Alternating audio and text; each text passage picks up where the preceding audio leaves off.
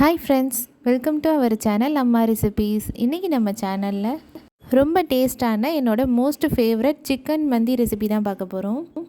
இதை நான் simple recipe அப்படின்லாம் சொல்ல மாட்டேன். ஏன்னா மந்தி அப்படின்னாலே கொஞ்சம் வேலை ஓவராக தான் எடுக்கும்.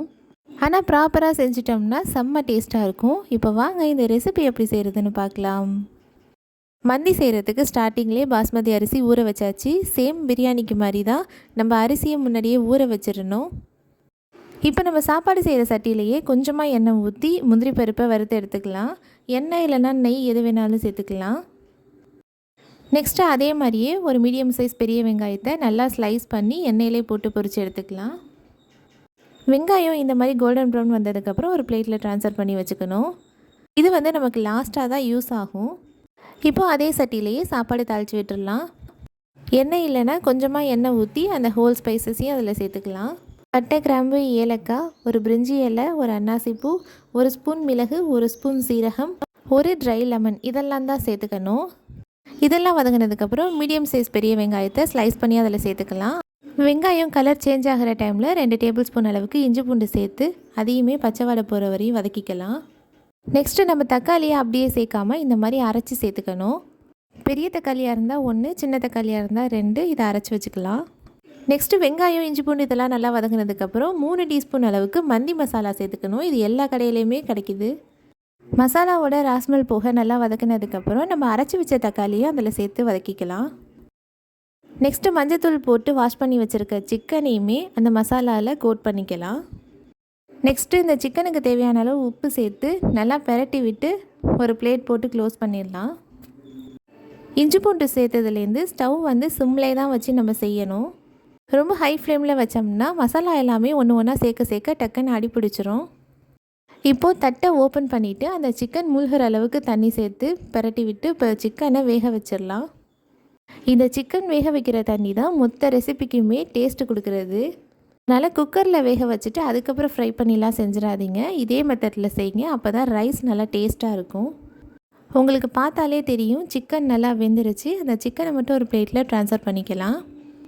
நம்ம கறியை வேக வைக்கும் போது சிம்லே தான் வச்சு வேக வைக்கணும். ஹை ஃப்ளேமில் வச்சா தண்ணி வற்றிரும், கறி வேகாது. அதனால் சிம்லேயும் வச்சு மூடி போட்டு வேக வச்சோம்னா சிக்கன் சீக்கிரம் வெந்துடும். இப்போது நெக்ஸ்ட்டு ப்ராசஸாக நம்ம ரைஸ் தான் வேக வைக்க போகிறோம். அதுக்கு தண்ணியோட அளவு ரொம்ப முக்கியம். அதனால் அந்த தண்ணியை இன்னொரு பாத்திரத்தில் ட்ரான்ஸ்ஃபர் பண்ணிவிட்டு நம்ம எந்த டம்ளரில் அரிசி அளந்தோமோ அதே டம்ளரில் 5 டம்ளர் அளவுக்கு தண்ணி சேர்த்துருக்கேன். 3 டம்ளர் அளவுக்கு கறி வேக வச்ச தண்ணியும் 2 டம்ளர் அளவுக்கு நார்மல் வாட்டரும் எனக்கு வந்துச்சு. இந்த டைமில் உப்பும் செக் பண்ணிக்கோங்க. இப்போ இந்த தண்ணியுமே நல்லா கொதி வந்துருச்சு. நம்ம ஊற வச்ச அரிசியை கொஞ்சம் கூட தண்ணி இல்லாமல் வடிச்சிட்டு சேர்த்துக்கலாம். இப்போ லைட்டாக ஒரு மிக்ஸ் கொடுத்து பிளேட் போட்டு க்ளோஸ் பண்ணிடலாம். ஸ்டவ் மீடியம் டு லோ ஃப்ளேமில் வச்சுக்கலாம். நெக்ஸ்ட் அந்த சிக்கன் மேலே கோட் பண்ணுறதுக்கு ஒரு மசாலா ரெடி பண்ண போகிறோம். 2 டீஸ்பூன் மந்தி மசாலா, 1.5 டீஸ்பூன் மிளகாய்த்தூள், கொஞ்சமாக உப்பு, கொஞ்சமாக எண்ணெய் சேர்த்து நல்லா மிக்ஸ் பண்ணிக்கலாம். மசாலா நல்லா மிக்ஸ் பண்ணதும் நம்ம வேக வச்சுருக்க சிக்கன் மேலே இந்த மாதிரி கோட் பண்ணிக்கலாம். மிளகாய்த்தூள் காரத்துக்கு ஏற்ப போட்டுக்கோங்க. இது வீட்டு மிளகாய்த்தூள் அப்படிங்கிறதுனால உரைக்காது. அதனால் 1.5 டீஸ்பூன் அளவுக்கு நான் சேர்த்துருக்கேன். உங்களுக்கு உரப்பு மிளகாய்த்தூள் வேணாம் அப்படின்னா காஷ்மீரி சில்லி கூட சேர்த்துக்கலாம். சிக்கனில் மசாலாவை நல்லா கோட் பண்ணியாச்சு. ஒரு 15 to 20 மினிட்ஸ் அளவுக்கு ஊறினாலே போதும். ரைஸ் ஆல்மோஸ்ட் ரெடி ஆனதுக்கு அப்புறம் நம்ம சிக்கனை ஃப்ரை பண்ண ஸ்டார்ட் பண்ணலாம். இப்போ ரைஸ் ஓப்பன் பண்ணி பார்ப்போம். தண்ணி வற்றி ரைஸ் தம் போடுறதுக்கு ரெடியாக இருக்குது.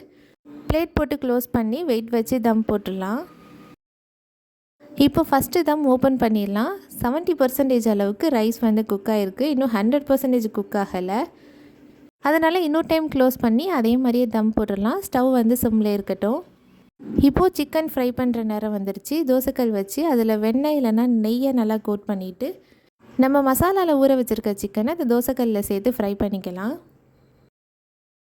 தோசைக்கல்லையும் ஃப்ரை பண்ணி எடுத்துக்கலாம். அப்படி இல்லைனாலும் இந்த மாதிரி நெருப்புலையும் கிரில் பண்ணி எடுத்துக்கலாம். ஆனால் நான் இன்றைக்கி சிம்பிளாக தோசைக்கல்லில் தான் ஃப்ரை பண்ணி எடுத்திருக்கேன். எப்படி செஞ்சாலும் டேஸ்ட்டு ஒரே மாதிரி தான் வரும். ஸ்டவ் மீடியம் டு லோ ஃப்ளேமில் வச்சு இந்த மாதிரி ஃப்ரை பண்ணி எடுத்துக்கலாம்.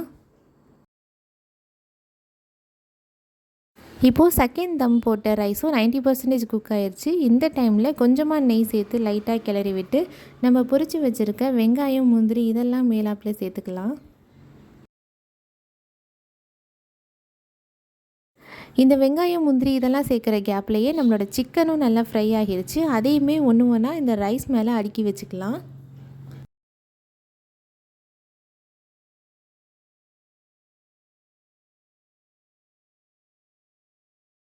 இப்போது சிக்கன் எல்லாத்தையுமே அடுக்கியாச்சு. நெக்ஸ்ட்டு நம்ம ஸ்மோக் தான் வைக்க போகிறோம். அதுக்கு ஒரு கிண்ணத்தில் அடுப்பு கறியை நல்லா ஹீட் பண்ணிவிட்டு அதில் வெண்ணெய் நெய் ஏதாவது ஒன்று சேர்த்துட்டு இந்த மாதிரி டக்குன்னு க்ளோஸ் பண்ணி அது மேலே வெயிட் வச்சிடணும். ஏன்னா ஸ்மோக் வந்து வெளியில் போகாமல் உள்ளே இருந்தால் தான் டேஸ்ட்டே. நம்மளோட சிக்கன் வந்து சூப்பராக ரெடி பண்ணிட்டோம். என்ன வேலை தான் கொஞ்சம் ஓவராக இருக்கும், அதுவுமே அடிக்கடி செஞ்சோம்னா ஈஸியாக நமக்கு தெரியும். இப்போது சிக்கன்லாம் ஒரு பிளேட்டில் தனியாக எடுத்து வச்சுப்போம். ஏன்னா ரைஸ் போட்டு கொடுக்கறதுக்கு கொஞ்சம் சிரமமாக இருக்கும். இப்போது ரைஸை ஒரு பிளேட்டில் போட்டு நம்ம ஃப்ரை பண்ணி வச்சுருக்க சிக்கனை அப்படியே சைடில் வச்சு இதுக்கு சைடிஷாக மயோனஸ் டொமேட்டோ சாஸ் வச்சு சாப்பிடும் போது செம்ம டேஸ்ட்டாக இருக்கும். சாலடுமே வச்சு சாப்பிட்லாம். ஆனால் அன்றைக்கி நாங்கள் சாலட் செய்யலை.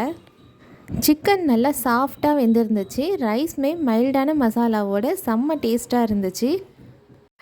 இது மஸ்ட் ட்ரை ரெசிபி தான். கண்டிப்பாக வீட்டில் ட்ரை பண்ணி பாருங்கள். இந்த ரெசிபி பிடிச்சிருந்துச்சுன்னா வீடியோவுக்கு லைக் பண்ணுங்கள், ஷேர் பண்ணுங்கள், கமெண்ட் பண்ணுங்கள். மறக்காமல் நம்ம சேனலை சப்ஸ்கிரைப் பண்ணிக்கோங்க. பக்கத்தில் பெல் ஐக்கானை கிளிக் பண்ணிக்கோங்க. தேங்க்ஸ் ஃபார் வாட்சிங்.